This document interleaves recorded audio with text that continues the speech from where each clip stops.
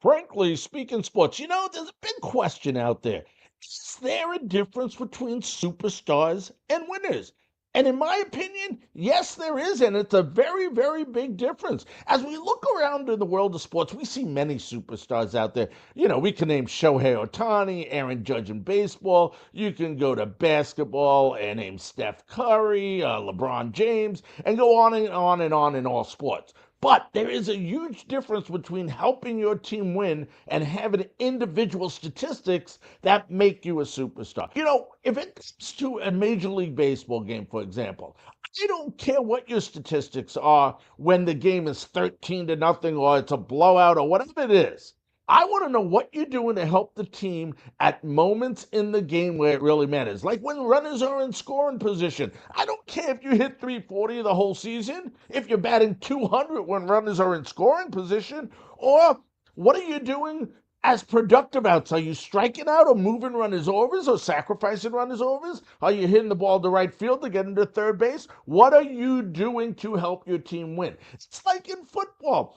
I don't care what you're doing running up the stats when the game is a blowout. I want to know what you are doing when there's 2 minutes left in the game, you need to drive your team, and you need to win championships. In NHL, what are you doing when it counts? In NBA, I don't care that you score 30 points throughout the season.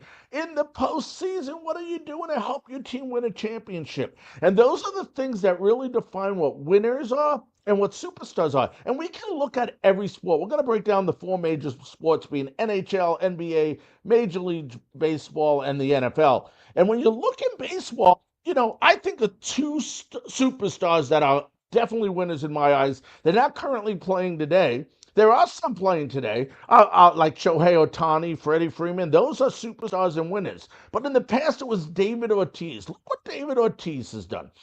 He has helped his team to a World Series victory. What did I just say? A World Series victory. He bats 289 in the postseason, 17 homers, 88 hits, 61 RBIs, 51 runs scored, and he had a 400 batting average and 5 home runs in 2004 playoff season.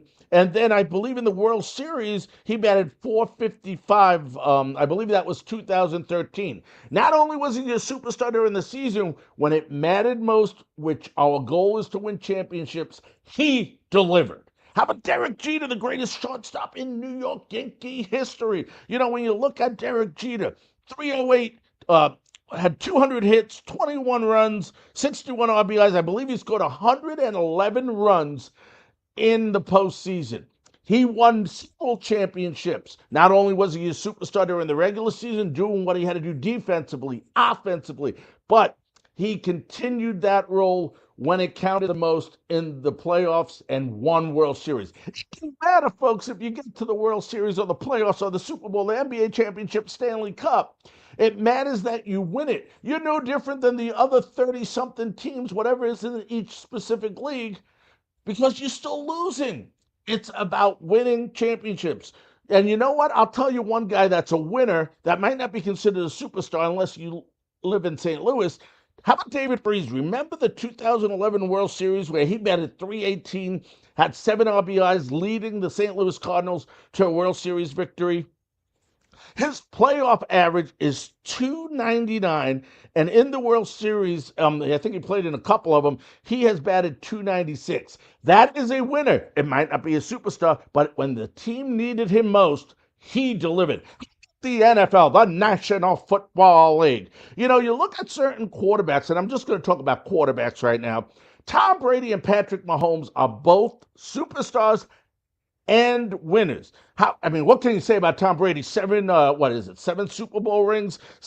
He has performed in 48, I think, playoff games, 88 touchdowns, 40 interceptions, 13,000 plus yards, averaging 279 yards per game in the playoffs. When it came crunch time, not only did he do it, because you know what? With the Tampa Bay Buccaneers, folks, he didn't really have a great season, but when he had to turn it on, he turned it on, and they continue to win championships. Tom Brady got his seventh.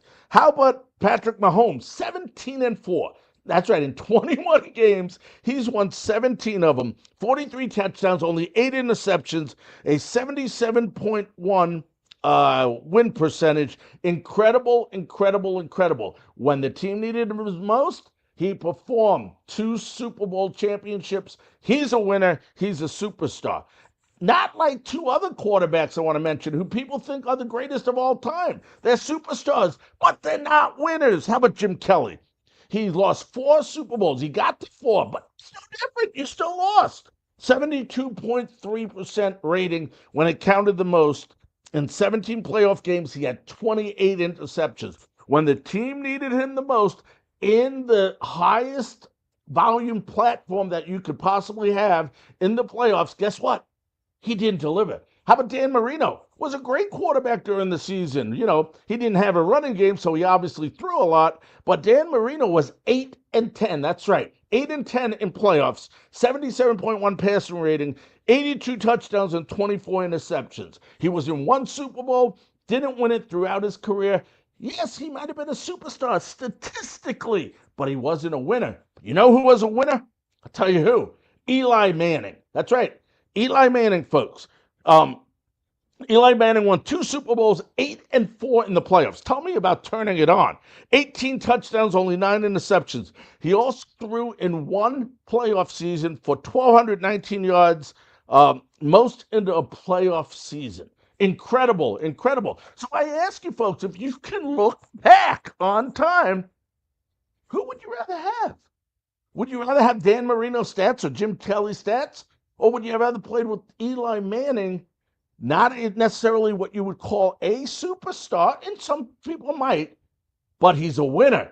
I don't know. I think I'd rather play with Eli Manning and get 2 rings on my fingers. And you can go on and on and on. How about Elgin Baylor? He was one of the greatest basketball players of time. Never won a championship. And, there are guys that you would say played well in the playoffs, but still didn't win championships in the NBA.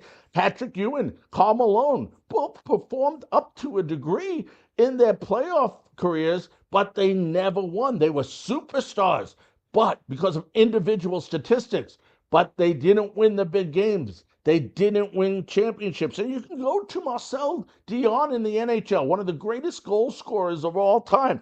Had 731 goals, 1,771 points in 1,348 games.